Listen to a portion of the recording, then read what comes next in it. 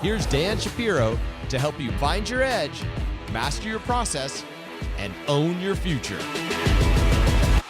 Hey guys, good afternoon everybody. Welcome to another edition of the AccessToTrader.com weekend update show. Hope everybody is doing well. It's about 3 o'clock Saturday. I got a few minutes to myself, so I figured I'd share my thoughts with you guys for the up and coming session, which is Monday. Again, we are not in the predicting business. We are not in the guessing business. We are in the gathering data business. It's emotionless gathering of data, right? Data over everything, data over opinion, and data over farce reality. So let's talk about it, right? Talk about it. If you're interested in pivots, guys, and if you've been following along for a very, very long time and you're kind of stuck in your mud in your career, come hang out for 30 days, see if pivots are right fit for you. I think you will like them. So let's talk about them.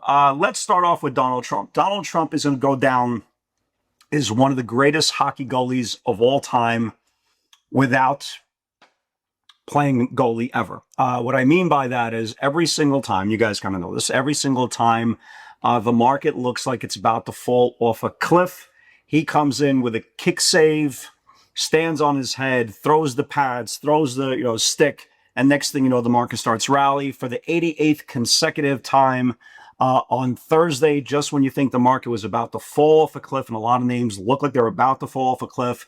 Here it comes again, saves the day with another stick save, talking about the deal with Iran is imminent. As you can imagine, the market rallied. He did that again on Friday. Again, we'll get to that in a second. The big story, obviously, going into Friday's session was SpaceX, right?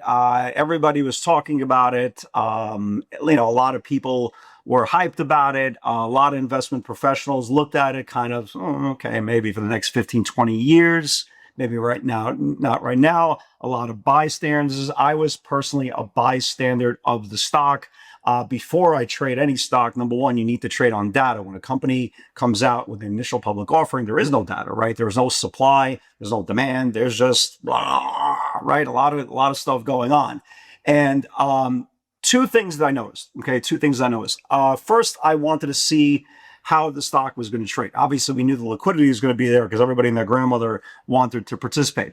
I was very, very pleasantly surprised. Again, whether that spills over into next week, next month, whatever the case may be, but I was very, very pleasantly surprised that when the stock came public and it traded like that pretty much throughout the whole day, it traded sometimes with a 5-cent spread, 3-cent spread. It was so much liquidity that it was really, really awesome compared to the recent IPOs, for example, like a QNT or a CBRL that sometimes was trading like a $2, $3 spread. So I like that, right? I like that a lot. I thought that was awesome. Okay, will that continue going into next week? Like I said, next month, let's cross our fingers because again, what we would love to have is another Tesla on our hands.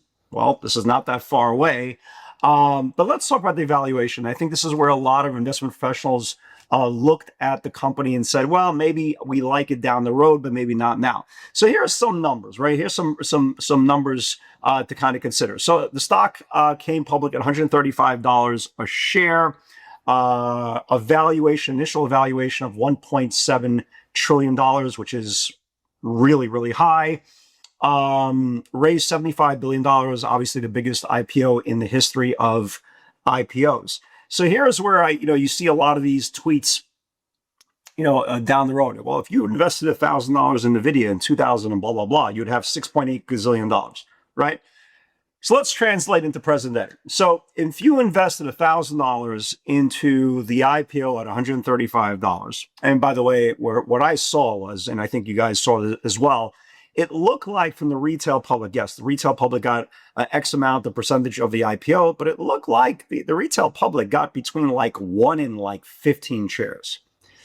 Cool, right? Obviously, it's not going to be a generational type of Powerball ticket, but now I find that really, really odd that they would make this such a big stink about this IPO to the public and allocate between 1 and 15 shares, which is obviously insane to think about it. But just think about this. If you invested $1,000 into the IPO at $135 at a $1.77 trillion evaluation, you would need for the stock to make you double, right? So for you to make $2,000, the stock would have to go to $270, and that would give it a $3.5 trillion valuation. To put it into more context, okay, SpaceX right now, as of today, it's the 6th most valuable company on the planet, behind NVIDIA, Google, Apple, Amazon, and TSM, and there is SpaceX. We know the juggernaut that is Starlink, right? We know that part, okay? We know the space aspect of it. It's like 3 companies into one,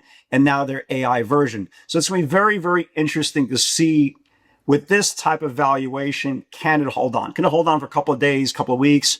Sure, of course. But if you look at the long-term premise, the fundamentals doesn't match up to the price. So before you start thinking the stock's going to go to 500, 1,000, just keep this in mind. If the stock doubles, it will be right behind Apple, okay, as the fourth most valuable company in the world. So just be very, very careful. Long term, I think in 6 to 8 months when the stock settles and gets it to reasonable levels, I think there is a space there for your portfolio. But at these levels, to jump in at this valuation of nearly over $2 trillion with Friday's close, it's a tad rich. Just my 2 cents. Again, I have no problem. We'll trade it. I'd like this. I really like this. I like the liquidity. I like the range. I'd like to see it a little bit more going to next week and get some more data, at least for 4 or 5 days. So at least I could have supply and demand zones to have price discovery. So let's talk about the rest of the market. So when we left off on Wednesday, right, we were talking about, hey, this market could come in. Market could come in, market come in.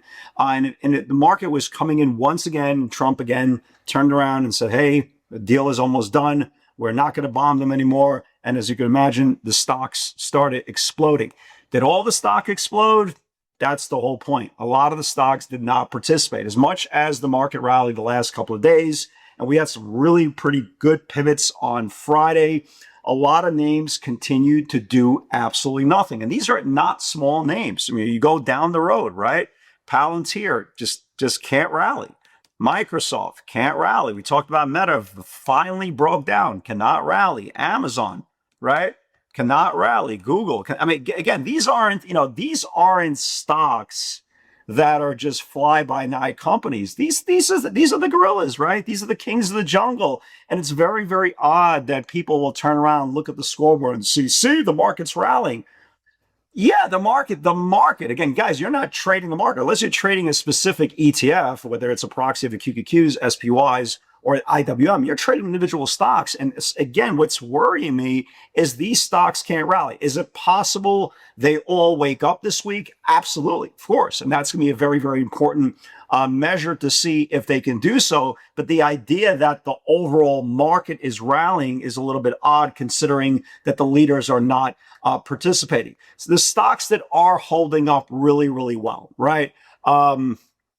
It's unbelievable what SanDisk is doing. It really is. It truly is one of the greatest runs I've ever seen. Every single time it's close to imploding, it just doesn't, right? It just doesn't. Even Micron, that we had a really nice pivot above this 997 to give up like a $20 move in a matter of minutes, gave up its gains, right? Marvel, they gave a really, really good pivot above the 382.50 level, gave up like 6-7 point pivot in literally in a matter of minutes, imploded as well. So it's very, very odd how, again, X amount of stocks are holding up again when you have the NASDAQ 100 names and they are holding, right? And they are holding. It doesn't take a lot of them to get the market green. And that's kind of where we are. And if you look at the QQQs after everything was said and done, we are opening, we closed Friday underneath the 10-day moving average. So here's what has to happen. Okay, guys, I'm going to give you guys a 2-sided game plan, both on the long side and the short side. At some point, I think about a couple of hours ago, let me give you a direct quote. It came out of, I think Trump tweeted this out. Trump says a deal with Iran is scheduled to be signed off tomorrow. So today is Saturday. I don't know when you guys are going to watch the video. So tomorrow, I guess, is Sunday. Immediately reopening the Strait of Hormuz, or I call it the Strait of Hummus, right?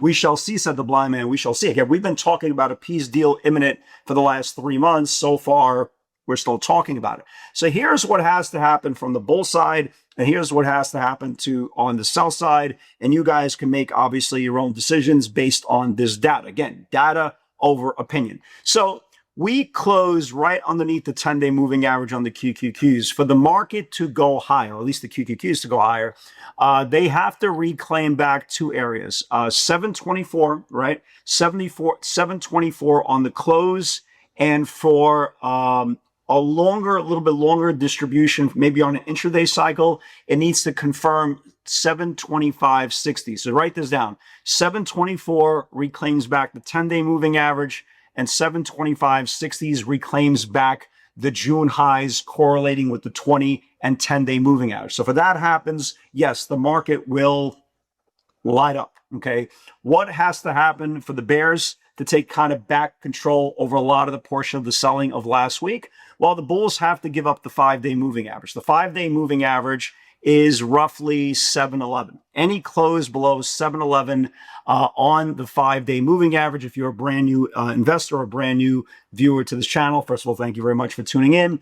The 5-day moving average represents the shortest term sentiment. And if the market gives back the 5-day moving average, well, selling will resume. So you have 724 to the upside, 711 to the downside. Everything else is, right, talking heads, a lot of noise. So that's very, very important. Obviously, we will see the reaction if there's any more news coming out over this weekend, or more details about what Trump said about the Iran scheduled deal to be imminent. If that's the case, then maybe the market does have a really, really big gap up. We'll see if the market sustains that big gap up. But again, we can't trade on hopes and dreams. We have to trade on facts. These are the facts. These are the data. Now we have to sit back and relax and see which side confirms. Like I said, a lot of names are not participating. Those names with the PLTRs and the Googles and the Amazons is, again, I would like to see them wake up. I really do, because if they do wake up, then the Qs will reclaim back these major levels. But it's very, very important to understand that nothing has to happen. And it's a very, very important part of your trading journey.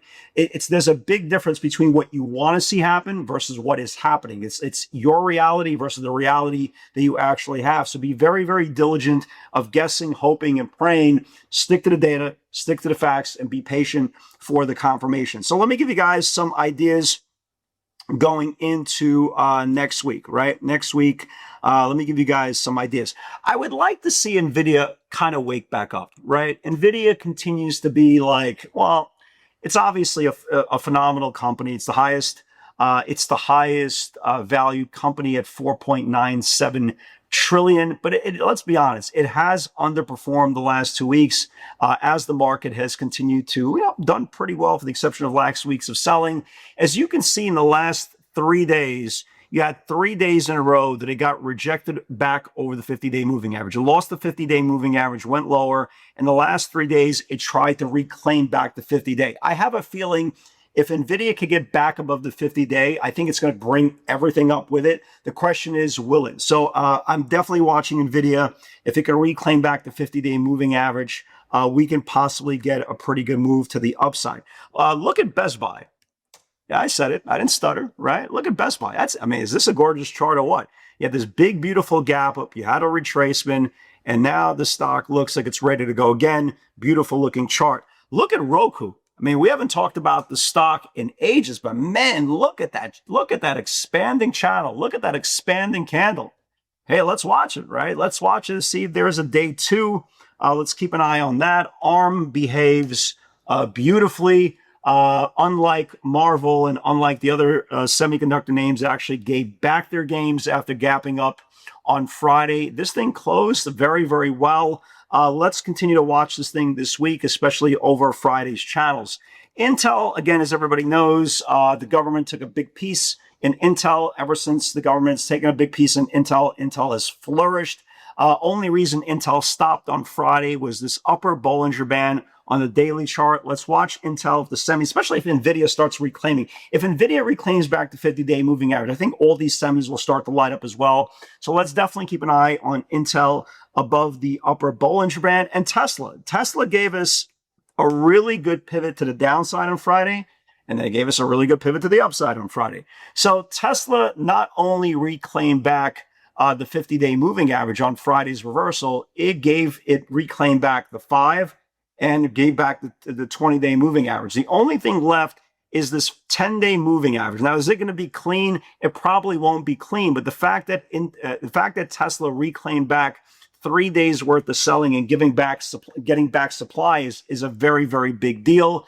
We saw some weird buyers coming in for the next 2 weeks for the 430, 435 calls. But again, as I always say with Tesla, there's always romantics, right? Like, I'm a romantic of Tesla, but there's people that are betting seriously deep out of the money calls for absolutely no reason and getting absolutely shelled. So what needs to happen with Tesla is it needs to get back above the 10-day moving average and start building above, because what's going to happen ultimately from the macro level for this thing to get a lot of daylight, if it could close back above like 420, guys, we could go all the way back here. But before it could go to 420, it needs to reclaim back the 410 10-day supply. So that's everybody. So again, if you are interested in pivots, guys, I would love to expose the wonderful world of the PS60 theory. Hang out for 30 days and see if it's a good right fit for you. Guys, have a blessed weekend, and with God's help, I'll see you all in the field on Monday. Take care.